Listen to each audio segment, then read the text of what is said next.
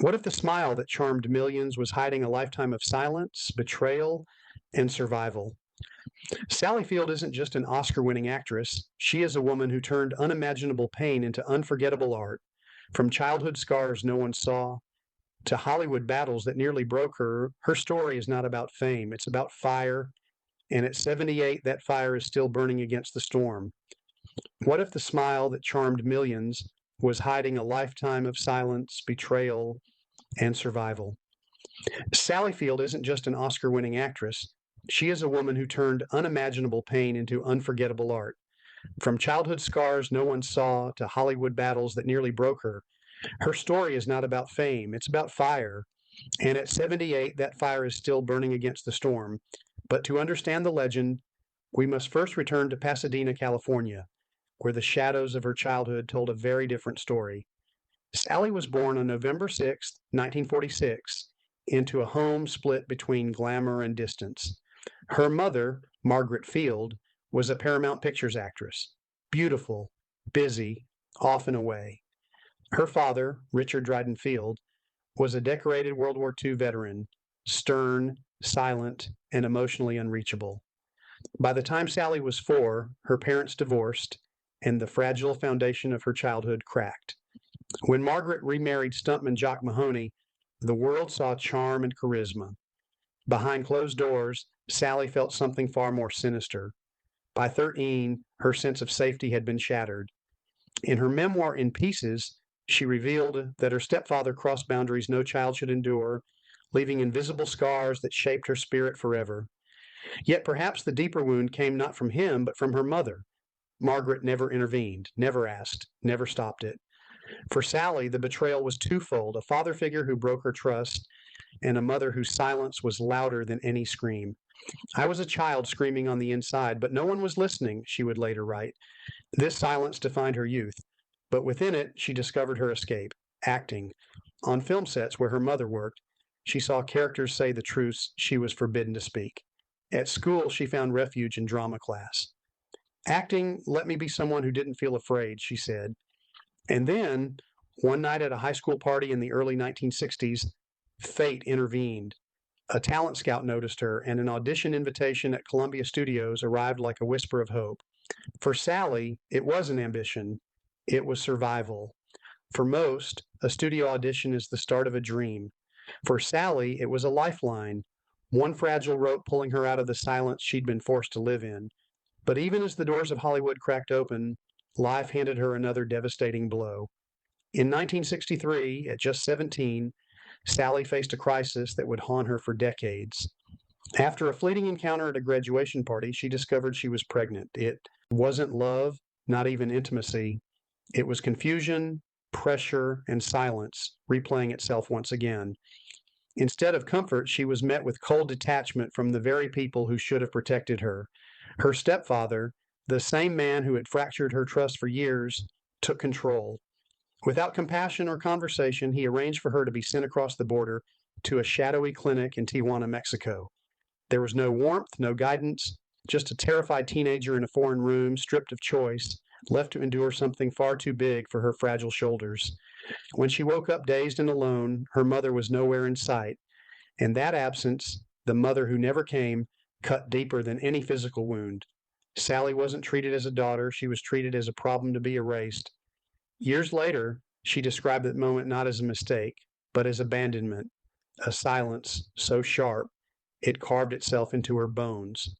But if the world thought this would silence her forever, they underestimated her fire, because what was meant to break her instead became her weapon. That pain, the secrecy, the neglect, the forced choices, transformed into her fiercest cause. Sally Field would rise not as a political activist by design, but as a survivor determined that no other girl should suffer unseen.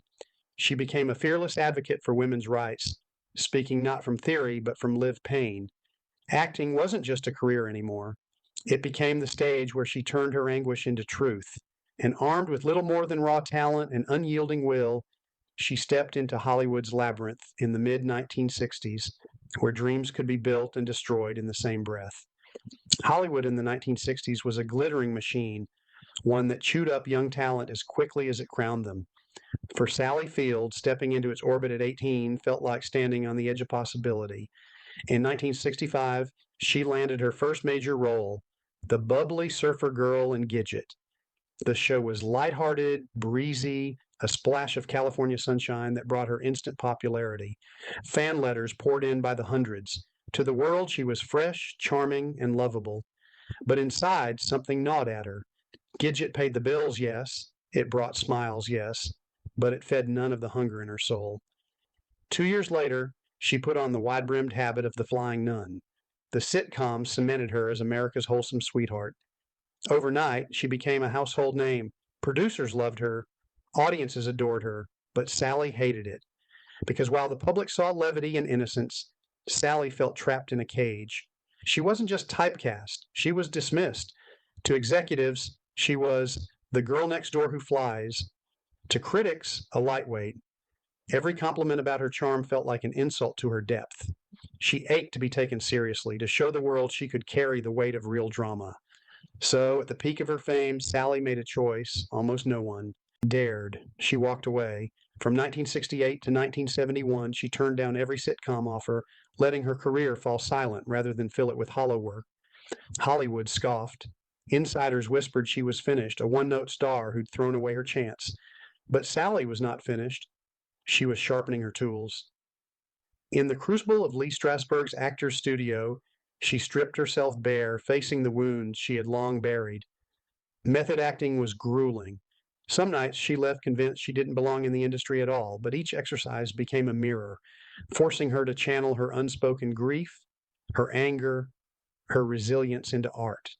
It was risky, it was lonely, and it almost broke her. But when the tide turned in 1976, the world would see a Sally Field they never imagined possible.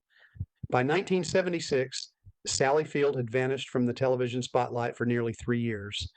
Whispers in Hollywood circled like vultures. She's done. She's just another starlet who couldn't grow up. But then came a role so demanding, so raw, it would change everything. The project was Sybil, a psychological drama about a woman living with multiple personalities, each born from childhood trauma. Most actors would have run from the challenge. Sally ran toward it. On screen, she didn't just play Sybil, she became her. 13 distinct personalities emerged, each with their own rhythm, fragility, and history. One moment she was a timid child, the next a sharp-tongued protector, then a frightened teenager with a voice barely above a whisper. Every shift was seamless, every breath laced with authenticity. She wasn't acting. She was channeling the fractures of her own past. Audiences were stunned. Critics who once dismissed her as the flying nun now watched in awe. For her performance, she earned her first Emmy Award, and more importantly, something greater: respect. In that moment, she shattered the box Hollywood had tried to keep her in. She proved that real acting doesn't come from a perfect smile or polished charm. It comes from scars, from courage, from surviving and choosing to tell the truth anyway. Yet even with triumph, Sally's path wasn't suddenly smooth. The late 1970s tested her resolve again. Between 1973 and 1976, before Sybil changed her life, she had quietly battled depression and disordered eating. The silence wasn't just the absence of work, it was the suffocating quiet of self-doubt. She considered quitting acting altogether, imagining herself waiting tables rather than selling a false version of herself to the world. But Sybil pulled her back from the brink. It reminded her and everyone watching that she wasn't lightweight, she wasn't disposable, she was a force, and though she had proven herself once, the battle for recognition was far from over, because Hollywood has a short memory, and for Sally Field, the fight to be truly seen was only just beginning. By the late 1970s, Sally Field was still walking, a razor's edge. Yes, Sybil had proven her depth, but Hollywood executives were quick to forget. They still saw her as the sweet girl, not someone who could carry the gravity of a true dramatic role. Then, in 1979, everything changed. She was offered the role of Norma Rae, a Southern textile worker who stands up against a corrupt system, organizing a union inside a factory that chewed people up and spat them out. For Sally, it was more than a script, it was a mirror. She understood what it meant to be underestimated, to fight a system stacked against her, to stand alone when no one believed she could. On set, she poured every ounce of herself into the performance. There was no glamour, no pretense, just raw grit and vulnerability. In one unforgettable scene, standing on a factory table holding a cardboard sign that read Union, she wasn't just acting, she was declaring her own defiance. Audiences felt it, critics felt it, and in 1980, the Academy of Motion Picture Arts and Sciences felt it too. At just 33 years old, Sally Field walked onto the Oscar stage to accept the award for Best Actress. For the world, it was a career-defining moment. For Sally, it was validation after years of being dismissed. This wasn't luck. This wasn't a fluke. This was proof. She had carried pain into art, and the world had finally recognized it. But even in victory, the shadows lingered. Decades of rejection and ridicule don't vanish overnight.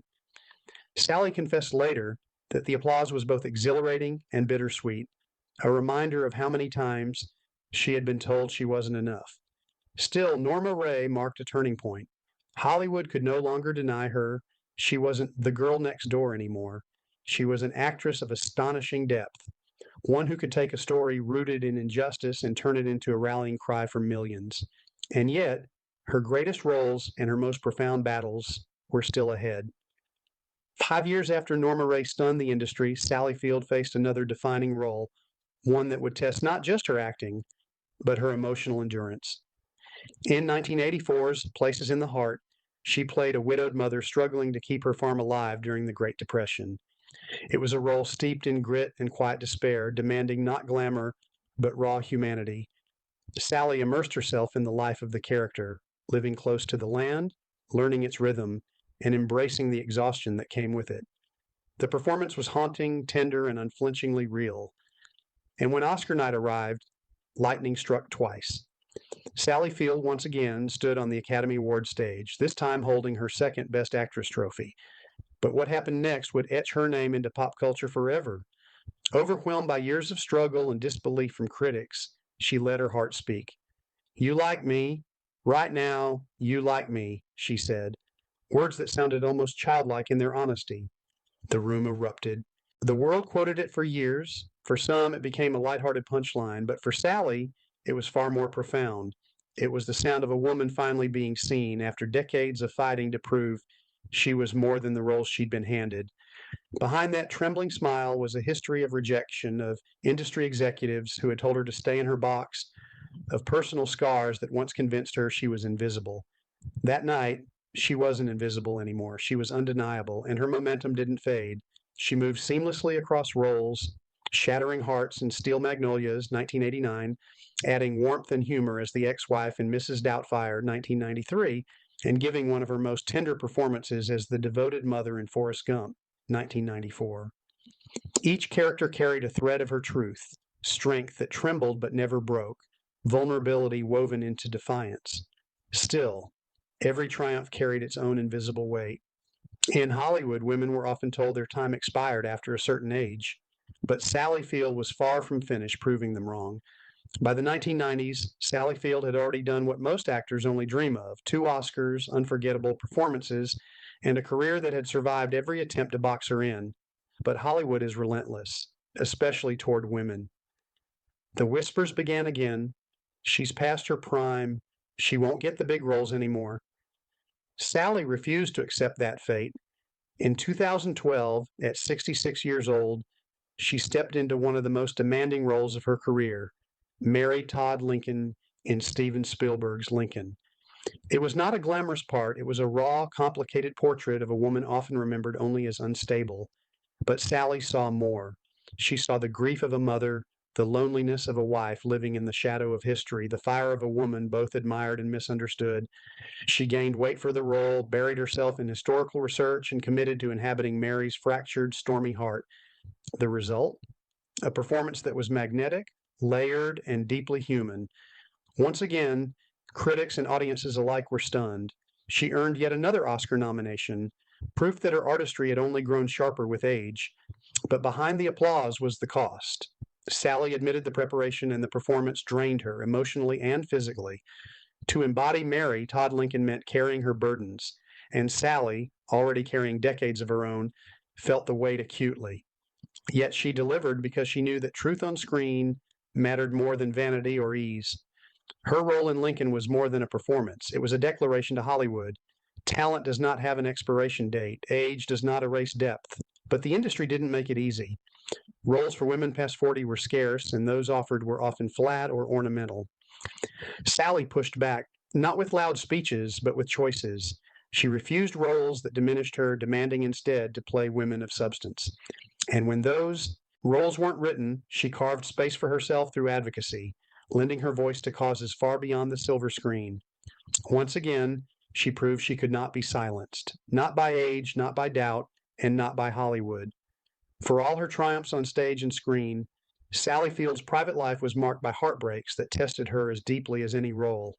Love, for her, was not the storybook fantasy Hollywood sold. It was longing, betrayal, and the quiet ache of promises never kept. Her first marriage to Stephen Craig in 1968 seemed at first like safety, a refuge from fame's chaos. They had 2 sons, Peter and Eli, who became the joy of her life.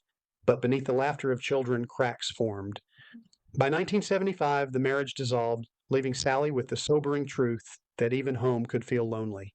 Then came Burt Reynolds. Their romance, beginning in 1977 on the set of Smokey and the Bandit, burned fast and bright. To the public, they were Hollywood's golden couple, but behind closed doors, the relationship was turbulent. Reynolds, magnetic yet insecure, often belittled Sally's talent, even discouraging her from Norma Rae, the role that won her an Oscar. When she walked the Academy stage in triumph, he wasn't by her side. Years later, Sally admitted, "He made me feel small." Their love ended not because she stopped loving him, but because she chose finally to love herself more. Her second marriage to producer Alan Graceman seemed steadier. They had a son, Sam, in 1987. When Sam later came out as gay, Sally became a fierce advocate for LGBTQ+ rights, turning maternal love into activism. But by 1994, that marriage too ended, not in scandal, but in the quiet erosion of connection. Through it all, her 3 sons remained her anchor. Today, surrounded by her children and 5 grandchildren, she has found a peace no romance ever gave her. Her home in Pacific Palisades is simple, filled not with Hollywood's glitz, but with laughter, family photos, and the scent of her garden. Sally's later years have not been without struggle. Her battle with osteoporosis forced her to adapt her life with care and courage. Yet she continues to stand for causes that matter: women's rights, climate change, equality. Her story is not just one of fame, it is one of survival, of a woman who turned pain into power, who refused to be erased, and who, at last, claimed the most radical love of all, the love she found for herself. And Sally Field is more than a legend. She is living proof that brokenness can give rise to brilliance, and that a quiet, authentic life can shine brighter than any spotlight.